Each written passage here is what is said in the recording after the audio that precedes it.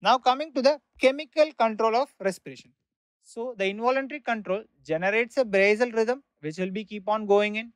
But whenever there is a chemical change, suppose the person is exercising, suppose the person is doing having some diseases, what will happen is metabolites are going to change and this information has to be contacted to the brain.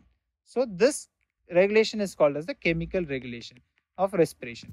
Here what all the chemicals are involved? O2, CO2 and H plus. All of them are involved.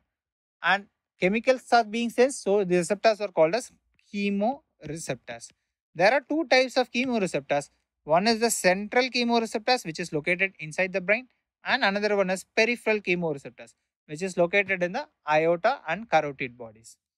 So coming to the central chemoreceptors, it is located in the medulla. It is also located in the medulla. Medulla is such an essential and vital organ where all the important centers are located.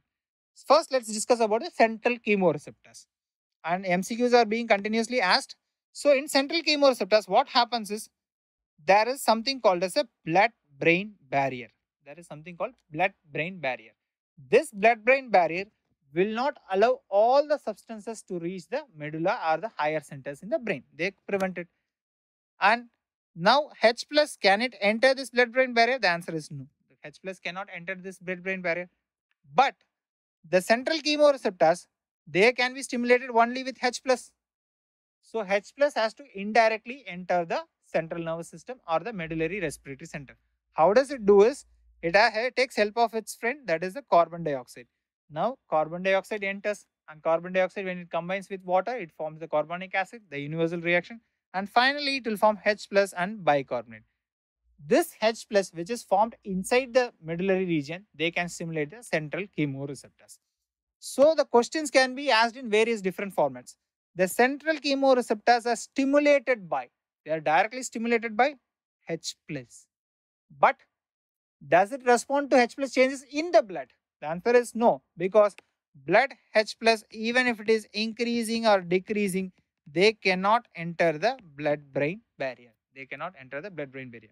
So ideally, it is sensitive to CO2 changes. So it is sensitive to what changes in blood? It is sensitive to PCO2 changes. So which is the gas that is most responsible for a respiratory drive? The question is asked, the answer is again CO2. CO2 is such an essential gas. Maybe we might not like it that like an oxygen, but it is such an essential gas to sustain respiration. Now coming to the peripheral chemoreceptors. What the peripheral chemoreceptors are sensing and what they are giving the impulses to the brain. The peripheral chemoreceptors are located in two places, that is the aortic body and carotid bodies. They are located over the aorta, arch of aorta, as well as the carotid. These sensors, they carry through specific nerves. The carotid carries through glossopharyngeal nerve and the aortic carries through the vagal nerve. The location has been drawn here, arch of aorta and the common carotid. The peripheral chemoreceptors has one interesting fact which will be helping for us to study some applied aspects also. The peripheral chemoreceptors, they have a tremendous amount of blood supply. The blood supply is around 2000 ml per 100 gram of tissue. As a tissue, the chemoreceptors are the one which are having the maximal blood supply. We are not talking about organ. As a tissue, it is the one which is having maximal amount of blood supply. It doesn't have 100 gram of tissue. The conversion has been done. It is around 2 liters for 100 grams. It is like the entire chemoreceptors are bathed in the blood. And because of this sophistication, what it does is it takes only the dissolved oxygen. It takes only the dissolved oxygen. It doesn't extract oxygen from the hemoglobin bound oxygen. So this is very, very important. And all of us know dissolved oxygen is the one which is contributing to the partial pressure also. And the peripheral chemoreceptor has special cells called as the glomus cells. So let's study about these glomus cells. The glomus cells, there are two types. There is type 1 and the type 2. As you can see here, the type 1 are the one which are the chemical senses. Whenever there is any hypoxia or there is an increase in CO2 or an increase in H+, they are sensed by the type 1 chemoreceptors or type 1 glomus cells. Type 2 are nothing but the supporting cells. Just support the type 1 cells. What is the most important stimuli for peripheral chemoreceptors? In central, we saw the stimuli is H+.